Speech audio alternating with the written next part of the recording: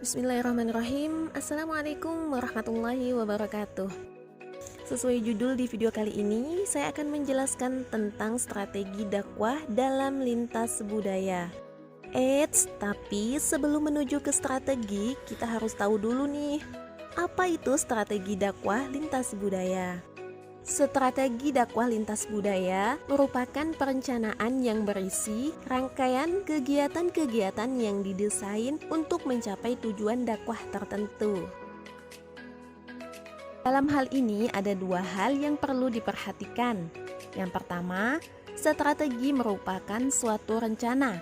Jadi, strategi adalah rangkaian kegiatan dakwah dan proses penyusunan rencana kerja sebelum melakukan suatu tindakan. Kemudian yang kedua, strategi disusun untuk mencapai suatu tujuan tertentu.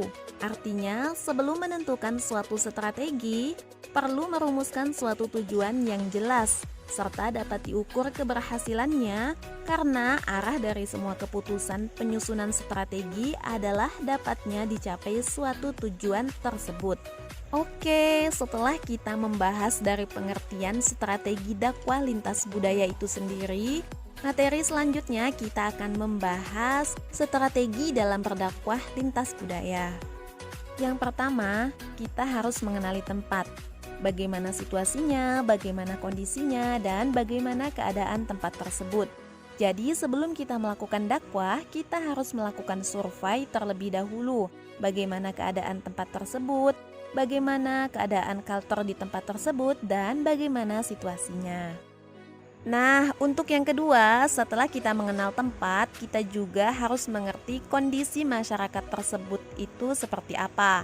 Seorang dai jelas harus sangat jeli dalam memperhatikan atau melihat kondisi mad'unya. Agar apa? Agar kita tidak salah dalam menyampaikan suatu dakwah. Dan yang terakhir, barulah kita menentukan metode dakwah yang seperti apa yang kita mau sampaikan. Di sini saya akan berbagi beberapa tips metode dalam berdakwah. Berdakwah dalam menyebarkan agama Islam tentunya tidak harus melulu menjadi seorang dai, menjadi seorang penceramah, ataupun menjadi seorang mubalik. Dengan beberapa metode yang akan saya berikan ini juga bisa termasuk dalam berdakwah. Yang pertama yaitu dengan ta'aruf. Ta'aruf di sini dalam artian kita mengenal budaya satu sama lain, dengan demikian bisa kita katakan seperti pertukaran perkenalan suatu budaya. Dengan kita sudah mengenal budaya orang lain tersebut, kita bisa memahami dan kita bisa mengubah sedikit demi sedikit budaya tersebut dalam kebaikan. Contohnya, pada zaman dahulu para wali songo berdakwah dengan mengubah budaya yang telah ada. Jadi tidak menghilangkan budaya tersebut, melainkan mengubahnya ke dalam kebaikan. Contohnya dengan penayangan wayang kulit yang dulu sangat terkenal. Para wali songo mengubah cerita yang ada pada wayang kulit tersebut yang tadinya tertanam pesan-pesan Hindu-Buddha menjadi diganti atau diubah pesan-pesannya menjadi pesan Islami. Maka lama-kelamaan masyarakat akan jauh lebih tertarik dan akan mengikutinya. Kemudian yang kedua ada ta'awun alal birri atau biasa disebut saling tolong-menolong dalam kebaikan. Dengan kita sering menolong orang, dengan kita sering berbuat baik kepada orang, maka hal tersebut juga akan timbal balik baik kepada kita. Dengan demikian juga orang tersebut akan tertarik dan semakin dekat dengan kita. Jadi akan jauh lebih mudah untuk kita memperkenalkan agama kita kepada mereka. Selanjutnya yang ketiga yaitu tasamuf atau biasa disebut bertoleransi.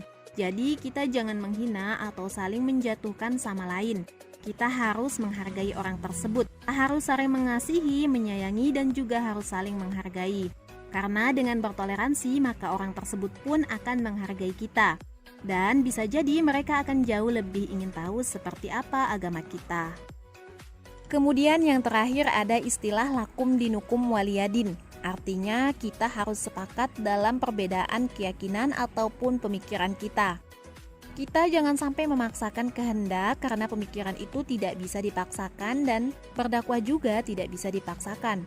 Agama Islam pun tidak mengajarkan kita untuk memaksa, tapi kita harus perlahan-lahan dan dengan pasti tentunya Untukmu agamamu dan untukku agamaku, serta untukmu pemikiranmu dan untukku pemikiranku.